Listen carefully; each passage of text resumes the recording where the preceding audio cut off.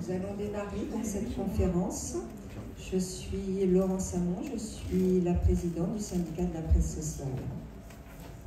Mesdames, Messieurs, chers confrères, chères consoeurs, je suis très heureuse de vous accueillir ce soir au Digital Village au nom du syndicat de la presse sociale pour cette conférence qui porte sur un sujet qui est au cœur des préoccupations actuelles, la lutte contre les fake news.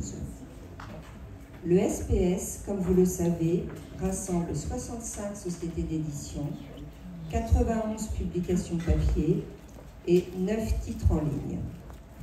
Il est la voix d'une presse indépendante, engagée, citoyenne et à but non lucratif.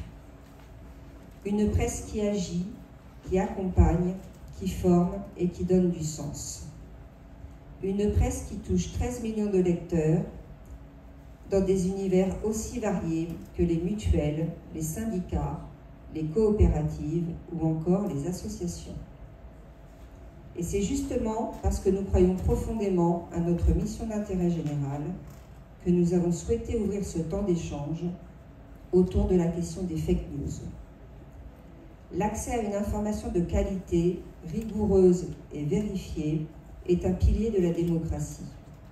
Or, ce pilier est aujourd'hui fragilisé par le nombre croissant de fausses informations, de manipulations virales, de contenus qui trop souvent exploitent les émotions pour atteindre la pensée critique.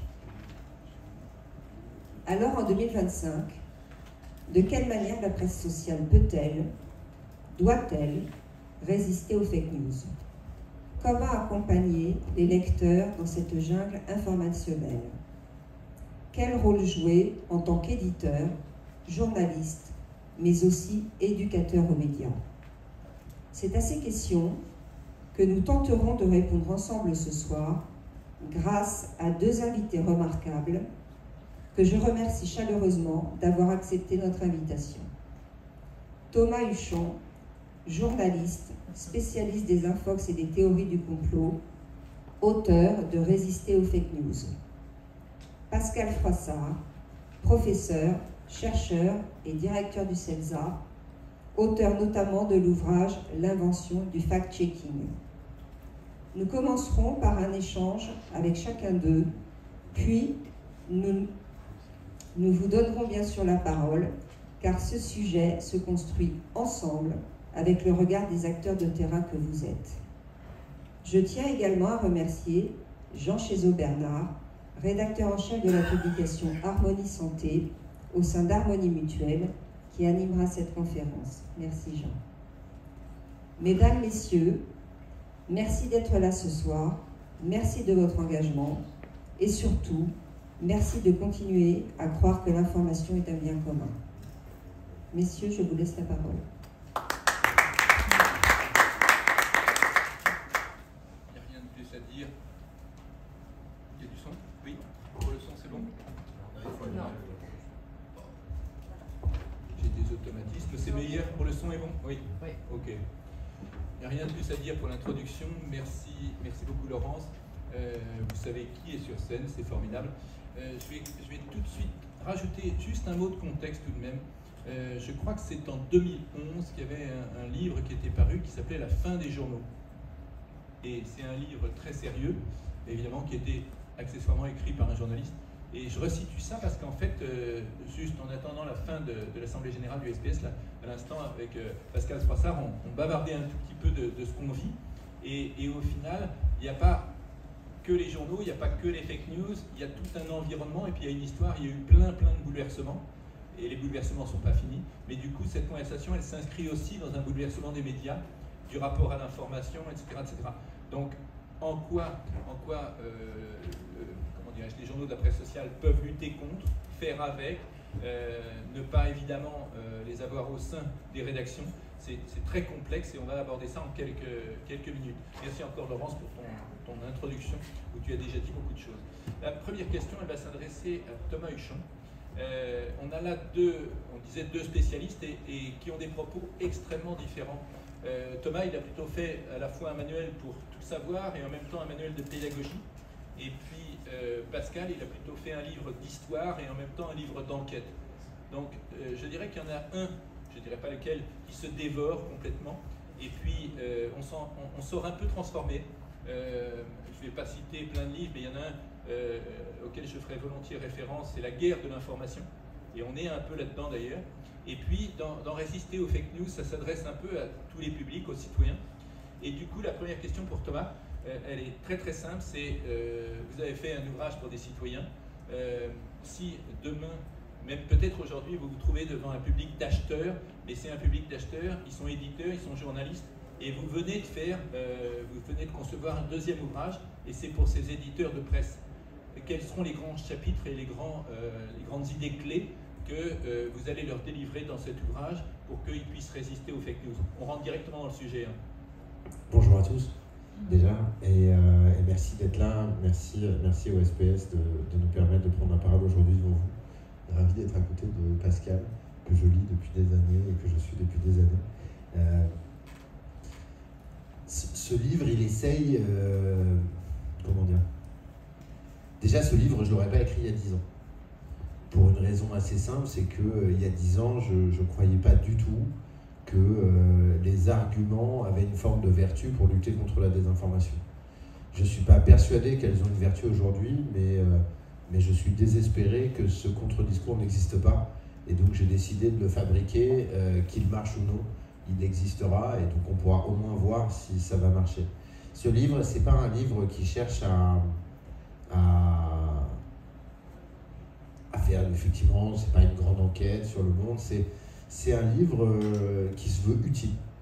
C'est un livre à avoir dans la poche quand on va passer Noël en famille et qu'on va se retrouver avec tonton conspi et tata antivax au dîner, et qu'on veut avoir des arguments pour leur expliquer que bah non, la Terre n'est pas plate, et que oui, Brigitte Macron est bien une femme. Et donc l'idée, c'est de donner avec ce livre, de créer un objet qui n'existait pas en réalité.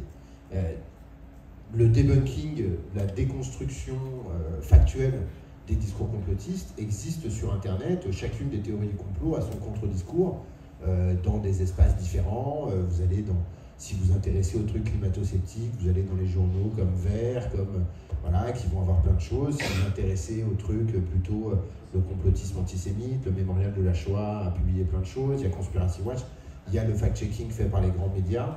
Mais il n'y avait pas un objet un peu grand public qui rassemblait à la fois l'histoire des théories du complot, qui les défend et comment les contredire. Et donc l'idée, c'était de fabriquer un manuel utile, assez didactique sur ce sujet-là, avec l'espoir que ces arguments serviraient ceux qui sont bien souvent invisibles et qui veulent répondre mais qui n'osent pas le faire. Vous passez en revue une vingtaine de fake news avec une structure assez identique pour chaque fake news. Et je reviens à ma question. Vous êtes devant un public qui va vous acheter un nouveau chapitre. Comment eux, ils peuvent résister aux fake news? Eh bien, la principale manière Déjà, notre première ligne de défense, c'est de comprendre qu'on a des failles. Donc la première manière de se protéger des fake news, c'est déjà de savoir qu'elles existent et de savoir qu'on peut tomber dedans et que tout le monde peut tomber dedans. En tout cas, ce qui est sûr, c'est que si vous êtes certain de ne pas pouvoir vous faire manipuler, vous allez vous faire avoir. Donc la première ligne de défense, c'est d'avoir conscience qu'on a des limites, qu'on a des failles et qu'on peut se faire manipuler. Parce que si on a conscience de ça, on est déjà dans une position à minima d'attention, de vérification. On se dit, tiens, qu'est-ce qui peut arriver? On n'y va pas la fleur au fusil. Le deuxième truc, c'est que finalement, cette désinformation, à l'exception de l'univers médiatique Bolloré qui a un petit peu bouleversé nos grilles de lecture sur les médias professionnels en France, mais les fake news n'existent pas dans les grands médias professionnels, ils n'existent quasiment que dans l'espace numérique. Ce qui veut dire que si vous vous informez exclusivement de manière numérique, vous prenez un risque d'une surexposition à ces messages. Et donc, à l'inverse, si on se dit qu'on cherche des solutions pour éviter ces pièges, multiplier nos sources d'information apparaît comme une solution intéressante. Et quand je dis multiplier les sources d'information, ça ne veut pas dire s'abonner à TikTok et à Libé et au Figaro sur TikTok. Ça veut dire, oui, peut-être regarder des choses sur TikTok si ça vous amuse, mais lire des livres, aller à des conférences, ouvrir des journaux, regarder la télé, écouter la radio. Non seulement multiplier les sources d'information, mais les types de médias. En réalité, en sortant du tout numérique, on évite un peu un certain nombre de pièges. Et le troisième truc, bah, c'est finalement d'être un peu capable de penser contre nous-mêmes, de se méfier de nos propres préjugés. On ne croit pas à n'importe quelle théorie du complot. Les théories du complot auxquelles vous allez adhérer, elles font un peu écho à vos croyances préétablies. Moi, ça serait difficile de m'avoir sur une théorie du complot. Tu me diras, il y en a une depuis 2 semaines qui me plaît un peu. Celle qui explique que le PSG a acheté la Ligue des Champions. Étant moi-même un supporter de l'OM, j'ai vachement envie de croire à cette idée que le PSG aurait arnaqué tout le monde. Bon, malheureusement, ce n'est pas vrai, ils ont vraiment gagné la Ligue des Champions. Mais vous voyez comme finalement, on ne croit pas à n'importe quel truc. Si on est une militante féministe, on ne va pas adhérer à l'idée masculiniste du complot des femmes pour émasculer les hommes. Donc, il y a un truc là-dessus qui est, 1, savoir que ça existe, c'est notre première ligne. 2, multiplier les sources d'information, c'est limiter l'impact des pièges. Et 3, se méfier de nos propres préjugés et de nos propres croyances, et ben, c'est essayer de faire en sorte que le problème qui est nous devienne la solution. Si le problème c'est nous, nous sommes aussi la solution, et donc il y a une possibilité de faire quelque chose. Pascal Froissart, est-ce que vous achetez? Oui. Autre point de vue, et peut-être, comment dirais-je, en préambule sur l'invention du fact-checking, on le disait, un livre d'histoire, un livre d'enquête. Vous parlez, comment dirais-je, d'une clinique des rumeurs. De quelle clinique s'agit-il? Pour quel type d'opération? Et puis, je ne sais pas si on vous a dit un jour, il faut commencer la lecture du livre pour comprendre ce que je vais dire, mais vous ressemblez légèrement à Tintin quand on vous voit. Mais il y a un petit côté Tintin dans l'enquête que vous avez menée là-bas, même si vous avez utilisé des techniques modernes. Mais je vous laisse répondre. De quelle clinique s'agit-il et puis pour quel type d'opération? Le livre devait s'appeler La clinique des rumeurs, et c'est l'éditeur qui a reculé devant l'obstacle en se disant non, ça va s'appliquer juste à un public de médecins, ça va pas le faire. Et donc c'est en discussion avec l'éditeur qu'on a finalement intitulé le livre L'invention du fact-checking, et en dessous Enquête sur la clinique des rumeurs, Boston 1942-1943. Il se trouve que ce livre-là est le résultat d'une enquête que j'ai menée un petit peu effectivement à la Tintin. Je dois dire, je suis parti comme un fou en me disant, on parle de lutte contre les fake news, on parle de lutte contre les rumeurs, ancien nom des fake news, avant Donald Trump 1, puisque c'est lui qui a lancé le terme fake news. C'est son équipe de communication qui a remplacé adroitement le terme rumeur par fake news, mais ça recouvre à peu près la même acception. Et donc, ce livre-là a été construit sur l'idée que ça fait longtemps en fait, qu'on lutte contre les rumeurs. C'est pas nouveau, c'est pas propre à c'est ni propre à Internet, ni propre à notre modernité, ça fait longtemps. Mais de quand ça date? Et donc je me suis dit, je vais écrire un livre sur l'histoire de la lutte contre le faux médiatique, disons, que ce soit les rumeurs, les fake news, les canulars. Il y a une histoire de cette lutte-là. Et à bien chercher, je me suis aperçu que finalement, il n'y avait pas grand monde qui avait écrit sur ce sujet-là. Et c'est pour ça que j'ai déboulé dans mon jeu en me disant, c'est bizarre, moi, dans ce que j'ai déjà lu, j'ai lu que dans les années 40, il y avait un journal américain qui luttait contre les rumeurs de guerre. Je vais regarder ce qui s'est dit. Et il n'y a pas de source américaine là-dessus. Les Américains ne s'intéressent pas beaucoup à l'histoire, vous le savez, ils ne sont pas leur truc, ils s'intéressent à d'autres choses, mais pas à l'histoire. Et donc, moi, j'avais un boulevard devant moi. Je me suis engouffré dans le boulevard. Alors, le journal en question, c'est le Boston Herald, c'est pas numérisé, en tout cas pas ce corpus 1942-43. Il a fallu que j'aille sur place. Là, qu'est-ce que j'ai fait? J'ai fait des copies numériques, des microfilms qui existaient. Et puis j'avais un peu de temps parce que finalement, la bibliothèque m'avait donné un numériseur automatique. Je trouve bien, j'ai économisé du temps. Donc je suis allé voir dans les archives d'un professeur de psychologie de Harvard. Il se trouve que Harvard, c'est quand même à côté de Boston. Boston Herald, c'est quand même à Boston. Je me suis dit, il y a un lien.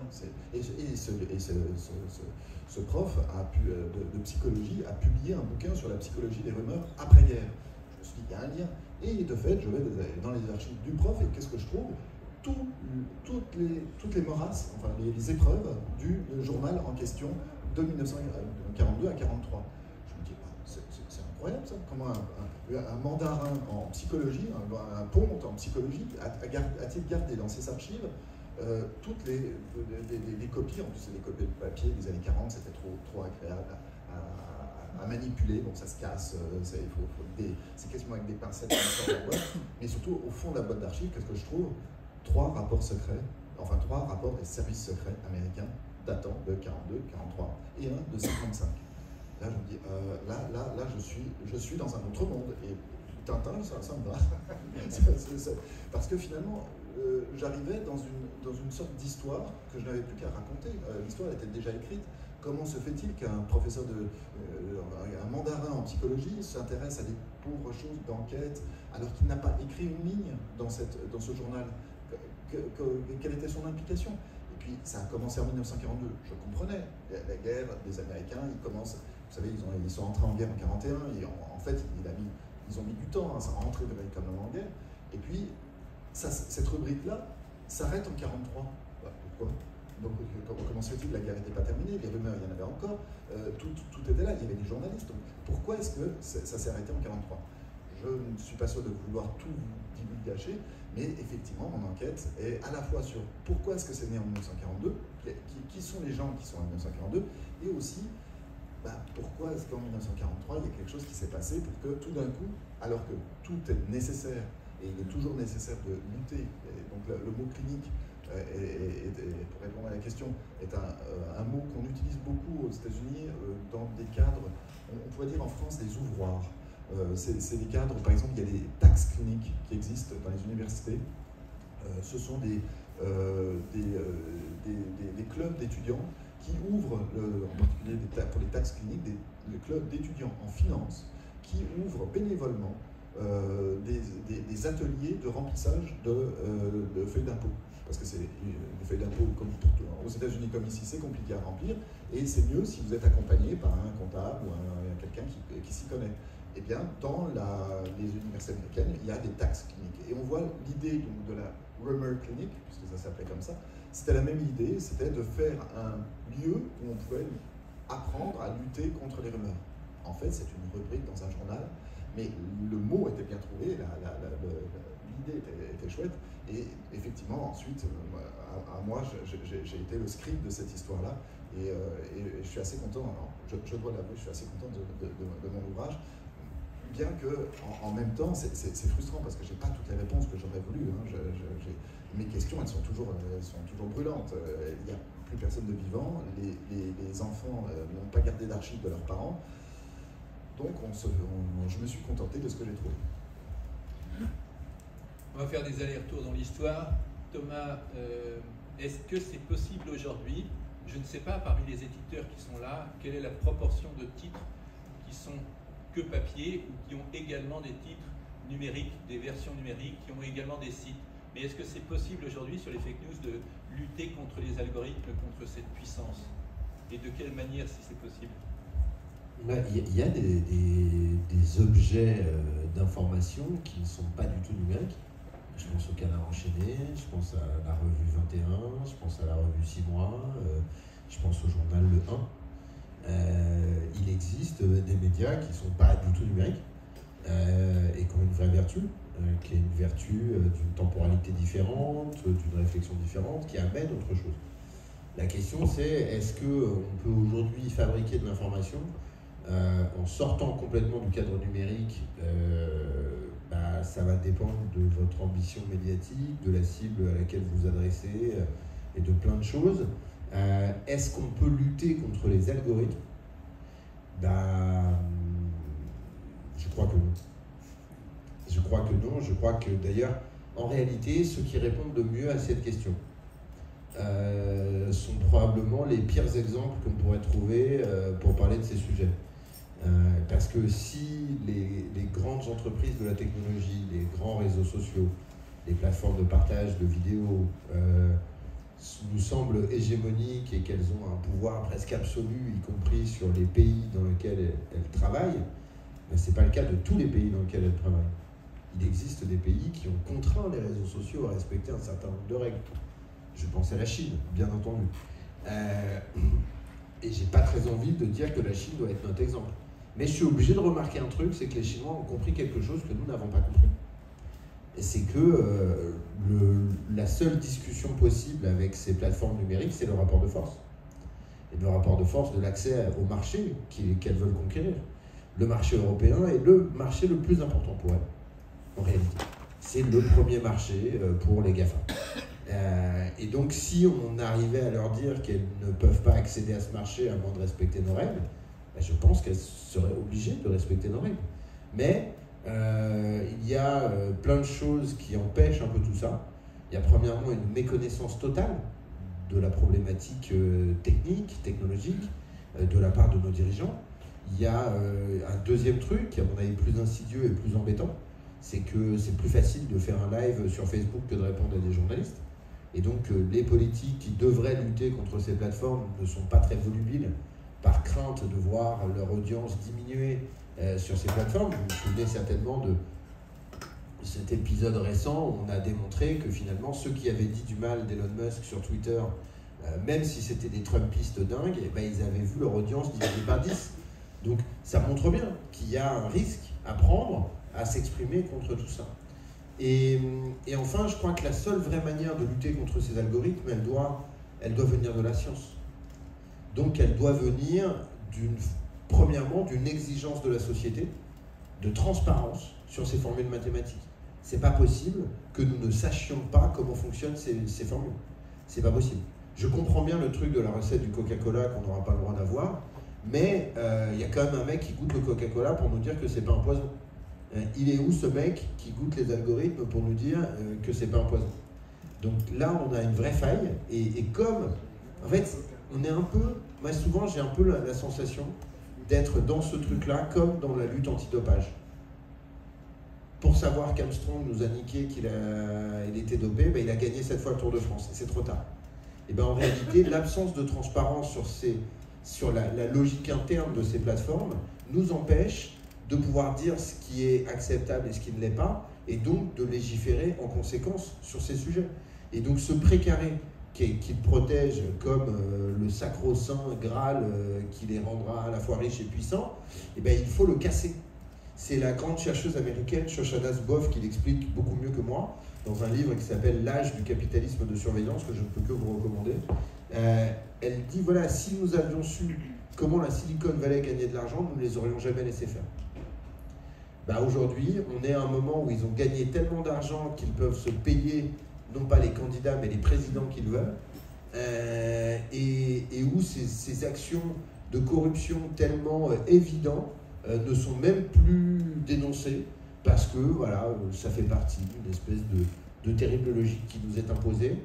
Je pense qu'il est temps que ça change, je pense qu'il est temps qu'on se réveille, mais visiblement certains se réveillent un petit peu. J'entends des hommes politiques qui veulent interdire les réseaux sociaux au moins de 15 ans, j'entends que bruisse un petit peu le truc. Moi, je vais juste vous dire un truc très personnel. J'ai été reçu par le staff d'Emmanuel Macron en 2018, quand ils ont reçu Mark Zuckerberg à l'Élysée. Ils ont reçu pas mal de personnes pour leur dire, voilà, pour essayer de discuter, voilà, qu'est-ce qu'on va faire avec Facebook. Donc moi, il me reçoit, il dit, qu'est-ce qu'il faut faire avec Facebook? Je dis, il faut fermer Facebook, il n'y a pas d'autre solution. Il dit, vous êtes cons, on n'est pas des Chinois. Je dis, ouais, mais les Chinois, ils ont compris un truc que vous ne comprendrez jamais. Et résultat, à quoi sert Facebook depuis? À raconter que Mme Macron est un homme, vachement bien, à permettre des opérations d'influence étrangère de la part de la Russie qui bordélisent nos démocraties tous les 4 matins. À quel moment est-ce qu'on va dire que tout ça est inacceptable? À quel moment est-ce qu'on va essayer de faire quelque chose? C'est un tuyau, hein. Il suffit de le fermer, et je ne suis pas certain qu'on vivra vachement plus mal sans. Une interrogation. Dans les manières, justement, que peuvent prendre les éditeurs de presse sociale, lutter ou renouveler leur modèle, il y a la manière d'informer. Pascal Froissart dit souvent, informer, c'est d'abord vérifier. Vous dites qu'on vérifie avant, pendant, après. Pas mal. Oui. Vous formalisez un certain nombre de pratiques, de méthodes. Est-ce que vous pouvez redire devant les représentants de cette presse sociale, est-ce que vous pouvez redire ce que ça veut dire, les différentes étapes, les 3 étapes de la vérification, et en quoi c'est véritablement extrêmement important Évidemment la première, que tout le monde ne fait pas, et puis la deuxième et la troisième, et à quel point justement ça peut permettre certainement aux journaux de, non pas redorer, mais en tout cas de prendre un statut de marque de confiance, puisqu'on reviendra peut-être sur cette notion-là tout à l'heure. Oui, alors ça échappe un peu à la réflexion historique, mais effectivement la question du fact-checking, elle est plus large que naturellement l'histoire de la lutte, l'histoire du fact-checking. En fait, du fact-checking, il n'y en a pas un, il y a trois fact-checking. Il y a celui dont je parle ici et celui dont on parle généralement, c'est le fact-checking après publication, après diffusion, c'est-à-dire quelqu'un qui va, généralement des journalistes, mais pas toujours, c'est quelquefois des militants, qui va estimer que la parole qu'il a entendue dans la bouche d'un ministre, la parole qu'il a lue dans la presse ou vue sur un TikTok, ne correspond pas à la vérité ou à la réalité, et donc il va faire ce qu'on appelle une réfutation, un démenti en fonction de ce qu'il estime être la réalité ou la vérité. Ce fact-checking-là, il est extrêmement prolifique depuis les années 2000, où il y a eu une véritable mode dans les années 2000, d'abord sur Internet et maintenant dans tous les journaux et dans tous les médias, un fact-checking post-hoc, comme je l'ai appelé, c'est-à-dire après diffusion. Je prends une information qui ne me sonne pas aux oreilles, genre les infos que Thomas Huchon a bien... les migrants, non mais ça peut être aussi les ovnis. Les migrants qui mangent des chiens à Springfield. Voilà, exactement. Ou les Illuminati qui dirigent le monde, hein. Ça peut être ce genre de choses-là qui ne me reviennent pas et donc je vais apporter un démenti. Mais en fait, il y a deux autres types de fact-checking qui sont l'un, le plus ancien. Le mot fact-checking, il a été créé dans les années 20, enfin utilisé, popularisé dans les années 20 par un patron de presse, le patron de Time Magazine, qui avait lancé à l'époque une version très managériale du fact-checking, au sens où il voulait élever la qualité quand il a racheté le titre, et c'était pas un titre, Time n'était pas un titre intéressant à l'époque, et il a voulu monter la qualité. Et donc il a édicté une forme, disons, de process pour faire un bon article. Il fallait que ça respecte 4 conditions. Il fallait qu'il y ait un reporter, quelqu'un qui aille sur le terrain, qui rapporte les faits. Il fallait qu'il y ait un documentaliste, quelqu'un qui se renseigne sur ce qui s'est dit sur le même sujet ailleurs dans le pays et puisse apporter des billes. Il fallait qu'il y ait un journaliste, un writer, un rédacteur, qui fabrique un récit avec les deux premiers matériaux. Et enfin, il fallait une quatrième personne, un fact-checker, un vérificateur. Aujourd'hui, dans la presse française, on appelle ça un secrétaire de rédaction, en fait. Hein, tout simplement, c'était le boulot du secrétaire de rédaction. Et c'était grâce à ces 4 personnes qu'on fabriquait un bon article. De fait, vous êtes tout à fait d'accord avec moi que faire un bon article, si on a les moyens de payer ces 4 personnes, on a un super bon article, c'est évident. Le problème, c'est qu'il faut payer les 4 personnes. Et aujourd'hui, on n'a plus les moyens parce que la presse a d'autres soucis, en particulier des soucis sur le marché publicitaire, qui font qu'on n'a plus les moyens et que donc, le fact-checking qu'on appelle donc ante-hoc, ce avant diffusion, il n'existe plus. Enfin, c'est pas tout à fait vrai. Il existe, mais de manière beaucoup plus rare, beaucoup plus extraordinaire. Il est rare que le secrétaire de rédaction prenne son coup de téléphone et dise Monsieur Huchon, vous avez dit dans votre interview que les machins mangeaient des chiens, est-ce que c'est vrai? Et Monsieur Huchon me répond oui, vous pouvez publier, je confirme. C'est le boulot donc du secrétaire de rédaction. C'était le boulot quand il avait... Sympa ton exemple. Tu l'as dit, vous l'avez dit. Ouais, bon, en tout cas. Et il existe un troisième type de fact-checking qui est en train de prendre un peu de vigueur. C'est le fact-checking en même temps, pendant la diffusion. Et on l'a vu dans des débats télévisés, on le voit sur Internet dans des lives, on le voit, c'est-à-dire des fact-checkers pendant les émissions qui fabriquent du démenti en direct. Ça, quand un certain monsieur président de l'AFI s'est fait remettre en direct un démenti par la brave fact-checkeuse qui était là sur le plateau, il n'a pas trop aimé. Il l'a renvoyé dans ça devient sportif. Mais effectivement, le fact-checking, que j'appelle per hoc, pendant la diffusion, est quelque chose qui peut être aussi une manière de lutter contre la désinformation dès qu'elle se fait. Pas attendre les 7 victoires du Tour de France pour dire oh, bah, non, il est dopé lui quand même. Non, non, c'est au moment de la diffusion, dès le premier coup, qu'il aurait fallu peut-être faire des contrôles sanguins un peu. Je sais pas, c'est toujours facile d'écrire l'histoire. Hein. Mais en tout cas, là, dans le cadre de l'information, de lutter en même temps que la désinformation se donne, c'est pas une mauvaise idée. Donc voilà, c'est une réponse assez universitaire, par contre. Hein. On a l'habitude de faire des catégories, hein, donc à la question. Thomas, vous reprenez non, mais peut-être très rapidement, si on peut donner un conseil sur la manière de lutter contre ce phénomène, en réalité, c'est de produire la meilleure information possible. Donc d'aller dans le sens de ce que dit Pascal, mais surtout de dire que la seule vraie valeur ajoutée de votre produit, ben, c'est la qualité de l'information. Et donc, quelque part, c'est de l'information que vous vendez. Si vous n'investissez pas sur l'information, ben, à la fin, votre produit, il va en pâtir. Donc, d'une certaine manière, la seule, moi je prends souvent cet exemple-là, en fait, c'est l'exemple de Mediapart. Pourquoi Mediapart ça marche? Parce qu'ils enquêtent. Et parce que moi, en tant que pigiste, quand j'ai été voir Mediapart pour leur proposer un sujet, et ben, que je leur ai expliqué que c'était long, que c'était compliqué, que ça allait coûter cher, ils m'ont pas dit non. Ils m'ont dit oui. C'est ça qu'on aime, c'est ça qu'on veut.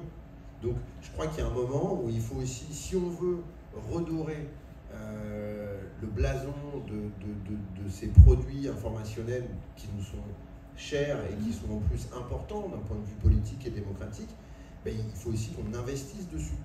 Et donc, investir dessus, ça veut dire donner les moyens à vos journalistes de faire des enquêtes. Envoyez-les, permettez-leur de travailler. Et dans ces développements-là, dans ces investissements-là, ben vous êtes sûr que vous allez récupérer quelque chose. Donc, je crois qu'il y a un moment, je sais que tout ça coûte très cher, que tout ça est très compliqué, mais c'est quand même, à un moment, la seule vraie solution pour nous, c'est quand même de faire notre travail correctement. Et notre travail, ben, c'est d'enquêter. Et donc, de faire Tintin qui ouvre les boîtes à Boston, ou d'autres types d'enquêtes. Mais en tout cas, ce qui est sûr, c'est que ça a une forme de valeur ajoutée. Et donc, c'est sur cette valeur-là que vous pouvez essayer d'investir et de le voir comme un vrai projet entrepreneurial plutôt que comme un projet éditorial uniquement. Justement, vous avez employé le mot de produit. Oui. Pour avoir les 3 étapes de la vérification, parce que vous avez vu sur Antéhoc, per-hoc et post-hoc. Donc là, antéhoc, c'est avant la diffusion, mais ça demande des moyens considérables.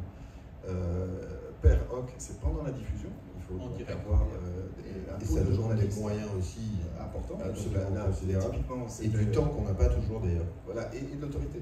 Et de l'autorité, c'est-à-dire qu'il faut s'attendre à lutter contre quelqu'un qui a l'habitude des plateaux, et vous ne l'avez pas. En tant que journaliste, normalement, on n'a pas l'habitude, on n'a pas la rhétorique que peut avoir un politicien ou une politicienne.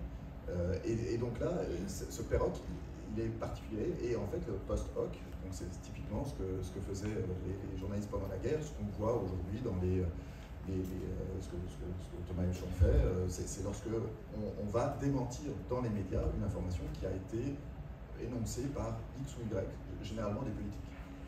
Et lorsqu'on étudie un petit peu le surgissement du fact-checking post-hoc, donc ce après, dans les années 2000, ce après-diffusion, on s'aperçoit que c'est corrélé à quelque chose qui s'est passé dans les années 90 aux États-Unis, surtout dans le journalisme états-unien, où tout d'un coup les journalistes ont considéré qu'ils avaient trop affaire à des consultants en communication et plus assez affaire à des politiciens. Et il y a eu une forme de défiance qui s'est instaurée dans les années 90, dans le discours journalistique sur les politiciens, en disant mais on ne les croit plus, on a en face de nous des machines médias traînés, avec des spin doctors et tout ça. C'est l'influence des spin doctors. Bien sûr. Et donc, dans les journalistes, il y a une forme de défiance. Et cette défiance a amené une forme de recul et de distance face à la parole politique. Et c'est cette défiance-là qui finalement se révèle dans le fact-checking qui a été extrêmement mal accueilli au tout début. Hein. Toi, tu en as été témoin aussi. Les politiciens, ils ont détesté se faire fact-checker. C'était détestable. Mais c'était une nécessité aussi. Parce que, effectivement, les spin-doctors étaient là aussi. Mais ils ont toujours été là, en fait. Hein. Mais la vision du journaliste vis-à-vis du monde politique a changé dans les années 90. en tout cas aux États-Unis et probablement ensuite dans l'Occident. Je reviens à l'intervention de Thomas juste à l'instant et on reboucle pour tous les deux pour la même question. Vous avez prononcé le mot de produit. Ça veut dire qu'en fait, c'est un produit qui est en vente, le journal, même si certains ne l'achètent pas, en tout cas, ils doivent choisir ce journal-là plutôt qu'un autre. Donc, il faut le séduire, il faut le marketer. Et du coup, dans les solutions que vous préconisez, plus ou moins tous les deux, je crois qu'il y a la notion de marque de confiance. Et comment un éditeur de presse, comment des journalistes qui sont, et on le sait dans beaucoup d'études, ne sont pas portés au nu. C'est-à-dire qu'en fait, souvent, le journaliste, on a moins confiance dans un journaliste que dans un directeur de banque, donc c'est pas peu dire, hein, quand même. Eh bien, pourquoi et comment un journaliste peut-il devenir et faire travailler pour une marque de confiance? Comment on cultive une marque de confiance? C'est un enjeu très difficile à remplir parce que finalement la confiance, par définition, ça ne se donne qu'une seule fois. Et donc quand cette confiance a été rompue, eh bien elle est rompue pour tout le monde et pour tous. Donc c'est pas parce que votre journal aura menti votre journal peut n'avoir jamais menti. Si d'autres journaux ont menti, vous allez être assimilé à ce phénomène. Donc il y a un enjeu de transparence et de relation à vos clients qui est hyper important. Si vous vous trompez, eh bien, il faut le dire le plus vite possible, il faut le reconnaître, il faut expliquer pourquoi on s'est trompé. En tout cas, il ne faut surtout pas essayer de cacher le truc et de mettre la poussière sous le tapis, ça ne marche pas du tout. Ça ne marche ni pour les éditeurs de presse, ni pour les entreprises, qui sont aussi victimes de ces fake news et de tout ça. Et il y a de plus en plus de cas aujourd'hui. Donc il y a un premier truc qui est de faire que cette confiance qui est établie, eh bien, elle soit conservée. Donc ça sous-entend que y a des fois, il faut faire des choix qui vont dans le sens de la préservation de cette confiance plutôt que dans la sortie d'un scoop dont on n'est pas totalement certain. Il faut résister un petit peu à la concurrence avec d'autres médias qui pourraient sortir un truc, mais je ne suis pas sûr. Moi, j'ai un cas qui est peut-être plus médiatique, entre guillemets, que des choses d'édition à proprement parler, mais moi j'ai eu pendant un an une émission sur LCI qui s'appelait Anti-Complot et que l'émission s'est arrêtée au moment où LCI a décidé de devenir une chaîne ukrainienne et où du coup, mais j'ai quand même eu 2-3 émissions, 2-3 épisodes à faire au moment du tout début de la guerre en Ukraine. Et un moment où moi je m'étais dit, tiens, je vais avoir du boulot. Une guerre entre les Russes et les Ukrainiens, je te raconte pas les histoires de désinfos qu'il va y avoir. Ils vont me garder. Bon, ils m'ont viré, j'ai pas très bien compris pourquoi, mais visiblement les militaires expliquent mieux ce conflit que les fact-checkers, mais ça c'est un autre type de problème. Mais il y a eu plusieurs moments dans les semaines qui ont précédé leur bascule éditoriale où on devait vérifier très rapidement des informations. Et je me souviens notamment du bombardement de l'hôpital de Mariupol. Je ne sais pas si vous vous souvenez de ce truc, donc il y a un hôpital qui est bombardé, il y a des images qui sortent. Les Ukrainiens disent que c'est un bombardement d'hôpital, qu'il y a des femmes enceintes qui ont été blessées, machin. Les Russes disent que tout ça est faux. Il se trouve que l'Ukrainienne russophone, qui est un peu au cœur du truc, est une influenceuse, donc elle a des vidéos sur Instagram, machin, et nous on doit vérifier ça. Et donc on va faire ce qu'on appelle de l'OSINT, l'Open Source Intelligence, qui est l'utilisation de logiciels sur Internet, pour reconnaître le nombre de fenêtres des bâtiments sur Google Maps et être sûr que c'est bien ce bâtiment. Enfin, un truc un peu compliqué, qui prend un peu de temps, mais qui marche, mais ça demande du temps. Et pendant ces 2h30, moi j'essaie de vérifier l'info, j'ai un rédacteur en chef qui vient me voir toutes les 4 minutes et qui me dit « tu l'as l'info ?» Et moi j'ai dit « mais non, je ne l'ai pas, on cherche et tout ». Il dit « ah ouais, mais il y a putain BFM, il diffuse déjà ». Et je dis, ah ben, j'en ai rien à foutre de ce que fait BFM, si tu veux, va leur prendre leurs images si tu veux, mais moi, tu mettras pas mon nom à l'antenne pour dire que c'est ça. C'est pas possible. Moi, je vérifie. Si tu veux, tu y vas, tu mets ton nom à toi, mais moi, j'ai pas vérifié, donc je ne veux pas le dire. Et du coup, là, il y a une espèce de lutte entre celui qui veut le scoop et celui qui veut garder la confiance. Et à la fin, j'ai gagné. C'est peut-être pour ça qu'ils m'ont viré. Parce que j'ai vraiment démontré qu'on prenait un énorme risque à dire ce truc, et en réalité, effectivement, ils étaient plutôt sur la ligne russe, et en fait, la réalité, c'était la ligne ukrainienne. Ce qui n'aurait pas dû nous surprendre des masses, mais bon, c'est un autre type de problème. Mais donc, du coup, ça montre bien que ces enjeux-là, de rapidité à sortir une info et de temps qu'il faut pour la vérifier, ils existent dans une chaîne d'info en continu et ils se comptent en secondes, ils existent dans un quotidien et ils se comptent en minutes, ils existent pour vos publications, ils se comptent peut-être en jours, mais ça ne veut pas dire que vous n'avez pas à gérer ces problématiques-là. Et donc, il faut que vous arriviez à trouver une ligne là-dessus.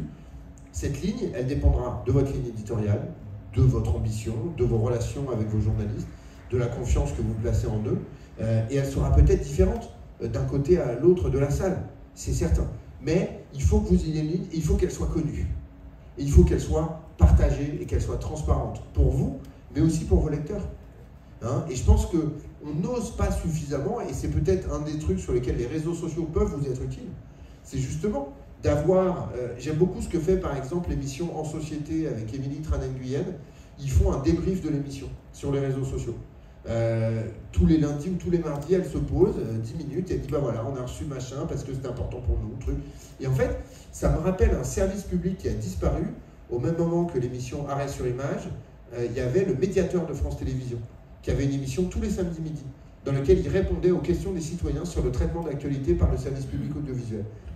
Et ben, on en a besoin de ça. Et donc, peut-être qu'il y a une possibilité pour vous, peut-être d'ailleurs par le biais du SPS, mais en tout cas, il y a moyen de créer un lieu d'échange avec vos consommateurs dans lequel vous pourrez avoir une discussion éditoriale.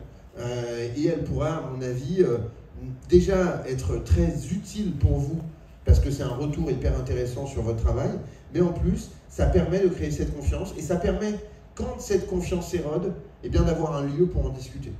C'est aussi ça le problème aujourd'hui, c'est que quand la confiance se brise, où est-ce qu'on en parle? Sur les réseaux sociaux. Et sur les réseaux sociaux, on va ne voir que ceux qui sont d'accord avec nous, ou de temps en temps quelqu'un qui n'est pas d'accord avec nous pour qu'on ait vraiment envie de lui péter la gueule.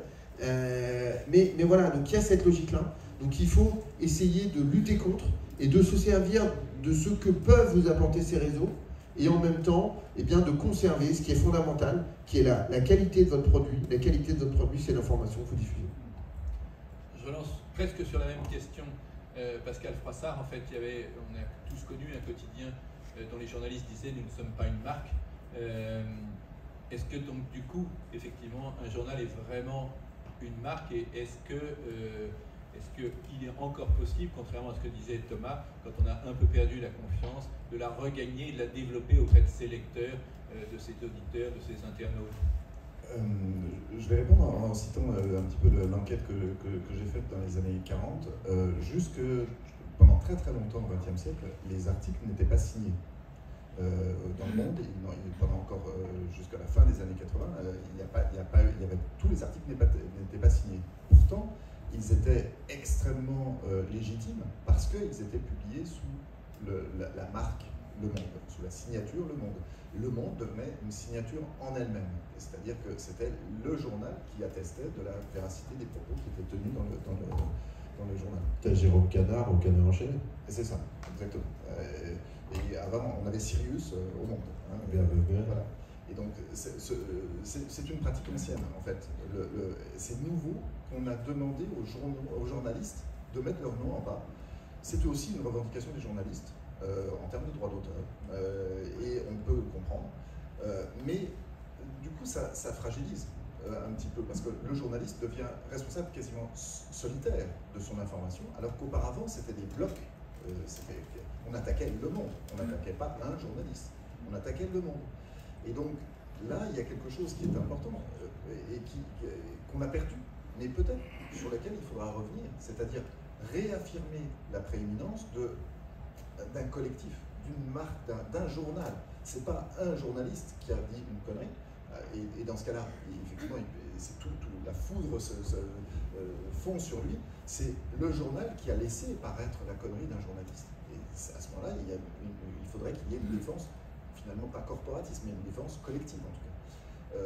Pour répondre donc sur la marque, pour moi, ça me paraît être quelque chose d'important de maintenir.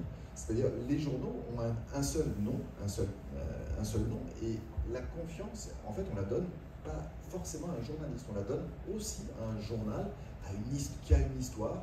L'histoire des journaux, il faut la mettre en avant. Il est très important, surtout en presse sociale. Vous avez des très très belles des storytelling, là, des beaux storytelling à faire, mettre en avant. Mais mettez-les en avant. Mais ça veut dire aussi, c'est long à faire, c'est des enquêtes, c'est aller voir les fondateurs, aller chercher de sortir des archives, etc. Mais c'est important parce que ça fabrique justement ces marques-là, ça fabrique une personnalité collective. Et je pense effectivement que ça peut être un des arguments pour maintenir une forme de qualité de l'information, à condition que derrière, il y ait des moyens, que les moyens y soient mis dans l'enquête, dans l'investigation, même en presse sociale, même en presse locale, même en presse hyper régionale, il faut faire l'investigation. Parce que c'est la seule chose que l'IA ne pourra pas faire. L'IA, elle va vous remplacer, elle va nous remplacer tous sur tout ce qui est ce que les autres ont dit. Mais l'enquête, l'investigation, c'est ce qu'on n'a pas encore dit. Donc c'est ça qui va être notre sel, ce qu'on va pouvoir rajouter. Le reste, ce sera lisible, gratuit probablement, sur la presse gratuite, sur les réseaux. En revanche, le résultat de nos enquêtes, et il faut pouvoir le faire comme Mediapart par numéro 1, numéro 2, numéro 3. Il faut le feuilletonner en plus. Hein. Il faut reprendre ce qu'on a fait pendant très très longtemps. Il ne faut pas tout donner, le scoop, il ne faut pas le sortir le premier, peut-être pas. Il faut fabriquer enfin, c'est un savoir-faire, je ne vais pas vous l'apprendre. Hein. Et puis, je terminerai pour dire, oui, les journalistes, ça va mal. Hein. Comment dire, l'image de marque des journalistes, ça va pas très bien. Mais moi qui ai la chance de diriger une école de journalisme, on n'a jamais eu autant de candidats qui postulent chaque année. Hein. Ça monte de 10% chaque année. Donc, on peut se dire que voilà, l'image du journaliste est désastreuse et qu'il faut travailler là-dessus. Et je pense qu'une des raisons, c'est très honnête, ça me paraît très bien, mais aussi d'arrêter de se cacher derrière une forme de science infuse, de science, comme si les journalistes avaient le savoir parce qu'ils connaissaient machin, le ministre, truc, etc. Mais aussi montrer le déroulé d'une enquête, le déroulé d'une information. Arrêtez de dire selon des sources confidentielles. Dites, j'ai rencontré un conseiller dans le cabinet de Macron et je ne peux pas vous donner son nom, mais voilà ce que j'en ai tiré.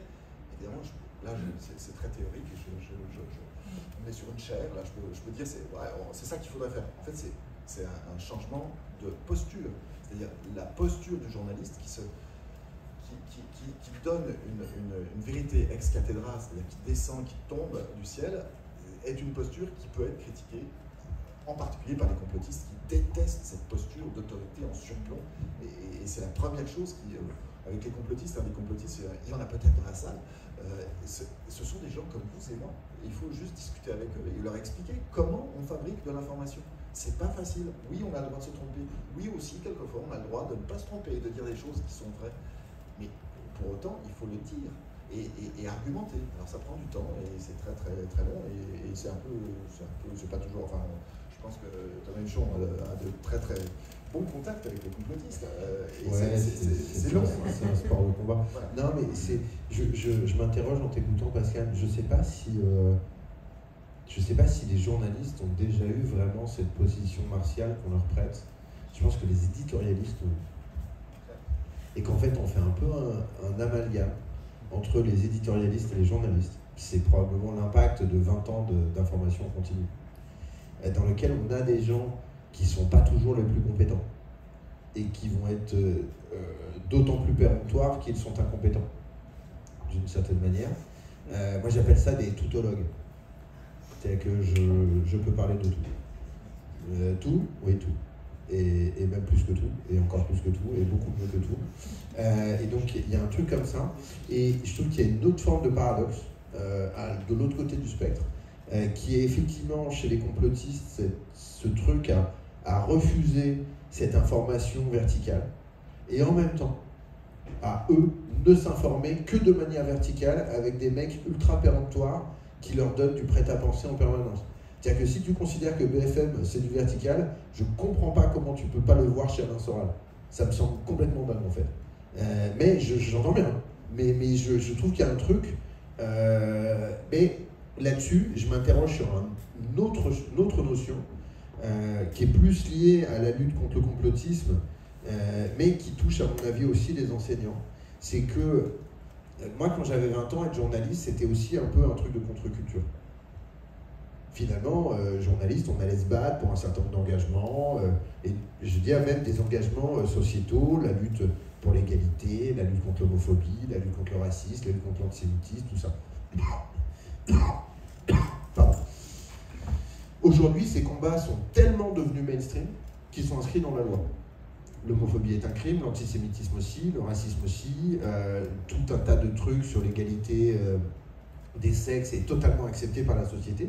Et donc, ce qui était nos combats de contre-culture sont devenus mainstream. Et donc, nous qui étions, entre guillemets, dans une forme de contre-culture, on est devenus mainstream. Donc, en fait, on est devenus les salopards. Et ceux qui sont devenus les mecs cool, ben, en fait, c'est les salopards.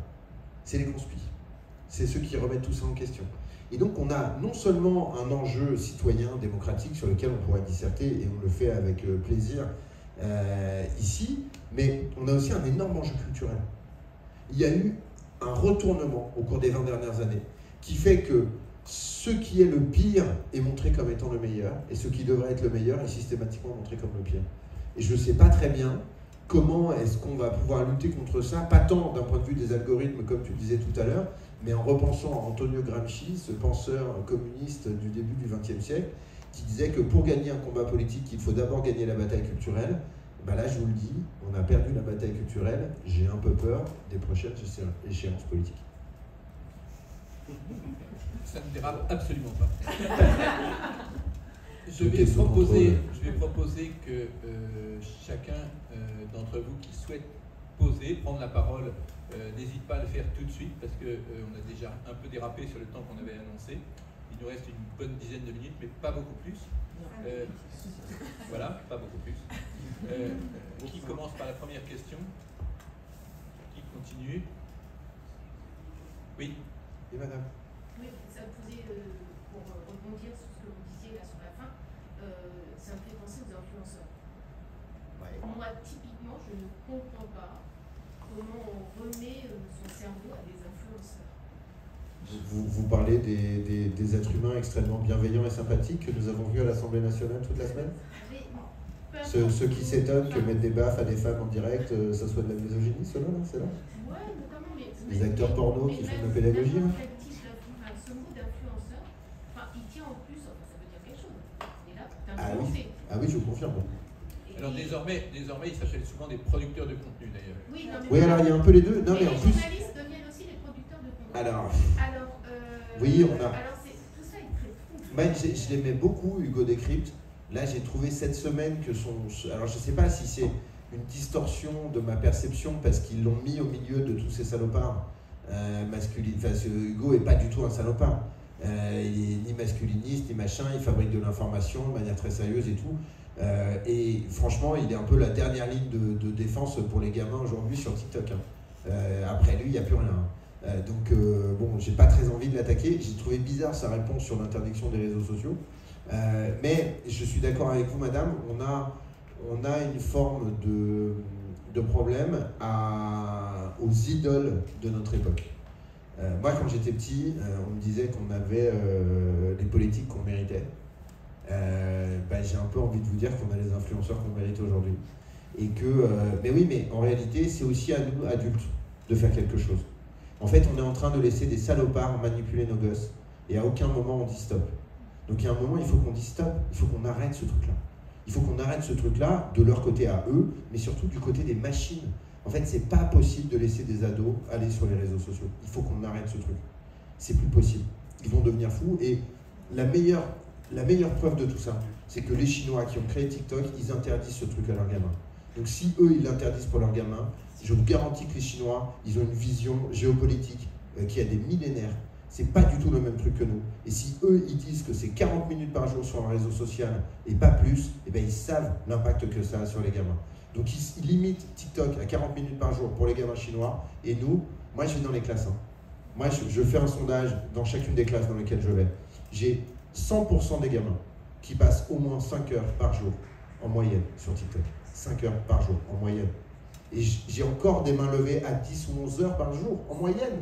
Je parle même pas d'une journée, je parle de moyenne. Donc là, on est en train de laisser des gens rendre débile notre jeunesse. Il faut l'arrêter. Il faut l'arrêter. Et on ne peut pas discuter de tout ça, de machin. Là, ils sont en train de fumer du crack et on est en train de dire « Oh, peut-être c'est dangereux, je sais pas ». Non, il faut arrêter tout de suite. Et après, on verra. On va laisser une autre question, voilà. peut-être. C'est mon côté Fidel Castro, quand on appuie sur le bouton, je peux parler pendant.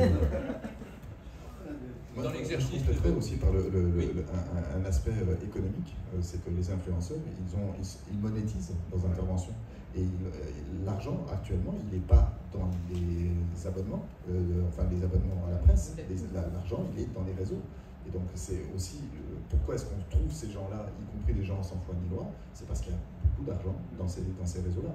Alors, il faut qu'on arrive à essayer de comprendre comment on peut partager la valeur. Le gâteau publicitaire, pour le moment, il est, vous le savez comme moi,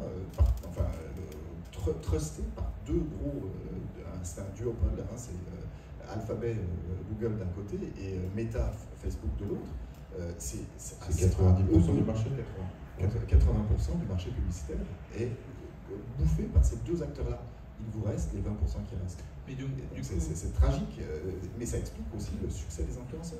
Ils ont l'argent que leur verse Google. YouTube, c'est Google. De quelle manière un journal peut-il montrer cette différence, j'ai pas dit cette supériorité, mais cette différence par rapport à ses influenceurs ou par rapport à ses producteurs de contenu? Ce serait un peu ma dernière question, puisqu'on arrive à la fin. Le combat est dur à mener parce que c'est les masses d'argent contre rien. En fait, là, on a besoin du législateur, je crois, pour pouvoir rétablir une forme d'équilibre et peut-être taxer, par exemple, les Google Meta au-delà de ce qu'on taxe pas à Liverpool, à Luxembourg et en Irlande, à Dublin, puisque leurs sièges sociaux européens sont là et ils versent quasiment rien, ils ne sont pas taxés. Donc c'est effrayant. On se fait, moi je dirais, déposséder, démonétiser, alors qu'on a besoin d'argent pour faire l'information. Là, vous êtes tous sûrement très d'accord avec nous, mais vous vous dites en même temps, mais c'est quoi, mais qu'est-ce que j'ai dans les poches pour payer des journalistes, pour faire de l'investigation, pour faire de l'enquête? C'est parce que l'argent, il a disparu aussi. Il n'y a plus. Le partage du gâteau publicitaire est très, très, très insatisfaisant et je ne sais pas comment lutter autrement que par l'action. Le dernier mot, Thomas? Je pense qu'en fait, on ne le sait pas, mais quand vous êtes sur Facebook, par exemple, et que vous cliquez sur un lien d'un article, vous n'allez pas, vous êtes sur Facebook, vous cliquez sur un article du Monde. Vous n'allez pas sur la page du Monde. Vous allez sur une page miroir fabriquée par Facebook qui aspire la publicité. Le Monde ne touche rien. Donc, si on pense que ces réseaux sociaux sont une forme de chemin d'accès pour les éditeurs de contenu, c'est pas vrai. Donc, il y a un moment, ils captent la pub, ils permettent les opérations d'influence étrangère qui détruisent nos démocraties, ils manipulent nos gamins. Chez Instagram, ils ont des rapports internes qui montrent que 18% des adolescentes britanniques ont des pensées suicidaires quand elles ferment l'appli. Vous pensez qu'ils ont arrêté l'application? Non. Donc à un moment, on est face à des mecs qui sont du domaine de Monsanto ou de l'industrie du tabac. Il faut arrêter de penser que c'est des mecs cool parce qu'ils fument des pétards avec leurs crocs dans la Silicon Valley. Ce sont des masculinistes, limite technofascistes. Il faut résister. Donc là, il faut changer de manière d'être face à eux, en tant que citoyen, en tant qu'éditeur de presse, en tant que journaliste. Il faut combattre. Il y a un moment où on va tout perdre. Il faut se réveiller, s'il vous plaît, que ça soit maintenant et que ça soit tous ensemble. Merci de votre attention.